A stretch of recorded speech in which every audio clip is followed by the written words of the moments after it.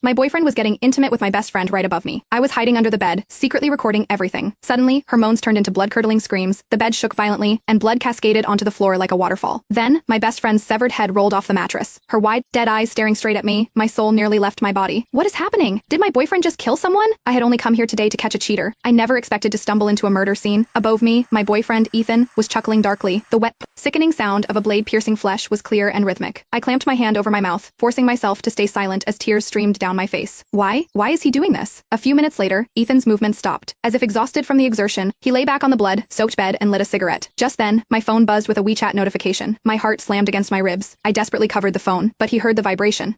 He made a questioning sound. The mattress creaked. He was lifting the covers, looking for the source of the noise. I almost sobbed out loud, fumbling frantically to switch my phone to silent mode. The second I hit the mute switch, Ethan called me. The silent call screen lit up the darkness under the bed. He let it ring for a full minute. When I didn't answer, he hung up and sent a voice message. Babe, are you asleep? I have to work late tonight, so I won't be coming home. After sending it, I saw his feet slide into slippers and hit the floor. The floor was covered in Sarah's blood. Ethan walked through it, leaving a trail of bloody footprints. He seemed to be searching for something in the room. Suddenly, he coughed violently twice. I jolted, so tense I forgot to breathe. Sarah's bloody head was right in front of me, staring. Her severed neck was still oozing, her face frozen in a mask of shock and terror. Ethan walked around the room naked, but didn't seem to find anything. He went to the kitchen, grabbed a cleaver, and returned to the bed. His large feet were inches from my face. Then, he began to dismantle the body, chop after chop, as casual as a butcher cutting meat. Accidentally, he kicked Sarah's head. The gory object rolled deeper under the bed, coming to rest cheek to cheek with me. I slammed my hands over my mouth, shaking uncontrollably. The metallic stench of blood was overpowering. I wanted to vomit. I don't know where I got the courage, but I reached out and pushed her head outward slightly. Just as Ethan stepped forward, he kicked the head like a soccer ball, sending it flying across the room. Ethan paused, stopping his work. Blood dripped steadily from the cleaver in his hand. I prayed silently in my heart, "Don't look under the bed. Please, don't look under the bed." After a few seconds of hesitation, he walked over to retrieve the head. I let out a silent breath. I was safe for the moment. My brain raced, trying to find a way out. Sarah lived on the 10th floor. Jumping out the window was impossible. My only chance was to wait until Ethan finished disposing of the body and left. But could I last that long? Blood was spreading toward me. I wormed my body further back, trying to avoid the crimson pool inching toward my lips. Ethan chopped for a while longer. Suddenly, one of Sarah's hands fell to the floor. My heart nearly stopped. If he bent down to pick it up, he would definitely see me. Ethan paused, then slowly bent at the waist to grab the hand. I squeezed my eyes shut, choking back a scream, praying to any god that would listen. The next second, a knock pounded on the door. Ethan froze, holding that bent-over posture, motionless. Bang, bang, bang. The knocking continued, followed by a loud shout. "I am back! Open the door!" I recognized the voice. It was Mike, Sarah's boyfriend. Ethan hesitated for a moment, coughed twice, then straightened up and walked toward the door. He put on some clean clothes, hid the cleaver behind his back, and stood by the entrance. My stomach twisted into knots. If Mike broke in and fought Ethan, maybe I could escape in the chaos. Thinking this, I scooted closer to the edge of the bed, ready to bolt. Ethan hesitated, then opened the door. What took so long? Mike's voice